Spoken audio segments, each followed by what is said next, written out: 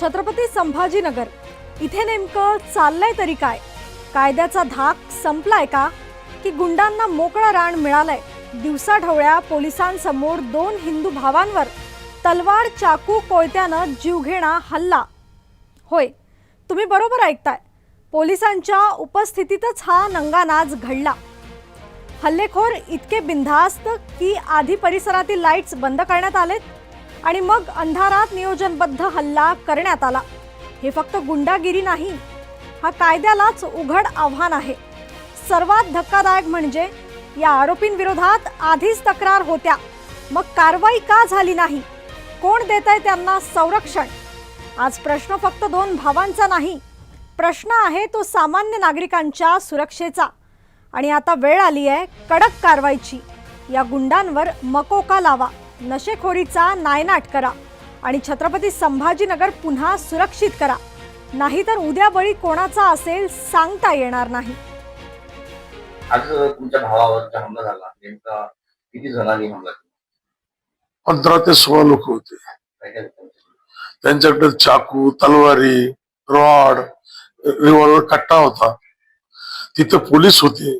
पोलिसा समक्ष त्यांनी माझ्या भावावर माझ्यावर खुनी हल्ला केला. आज तुमच्या भावाला किती म्हणजे मार तुम्हाला कुठे झाला? माझ्या तलवारीने मला हात हे केला, मी मध्ये हात घातला तर माझ्या इथे जखम आहे. माझ्या पायाला आहे, डोक्याला आहे, पाठीला आहे. आणि तुमच्या भावाला माझ्या भावाला तलवारीनं त्याचं मुंडकं कापत होते. हात घातल्यामुळे त्याचा इथं सगळं कान चिरला, इथं मार लागला, इथली नस कटली. तुमचं नाव सांगा. माझं नाव लहू श्रीरंगराव गटका. नेमका प्रकार असा आहे, सगळ्यात पहिले तर ही 15-16 मुस्लिम जिहादी जे आहे म्हणतो ना आपण त्यांनी हा सर्व प्रकार आणि हा प्राणघातक हल्ला माझ्यावर केला आहे. आणि हा हल्ला होणार आहे हे गेल्या 1 वर्षापासून मी माझ्या पत्राद्वारे पोलीस आयुक्तांपासून तर गृहमंत्र्यांपर्यंत सगळ्यांना याची माहिती दिली होती. आणि त्या संदर्भात मी पोलीस संरक्षणाची सुद्धा मागणी मी केलेली आहे. आपल्यावर जो हमला झाला त्याचं काय कारण?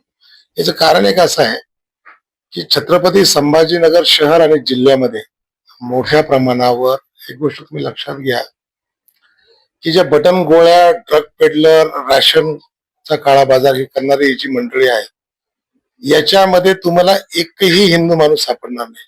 हे 99% ही सगळी मंडळी ही जिहादीच आहेत.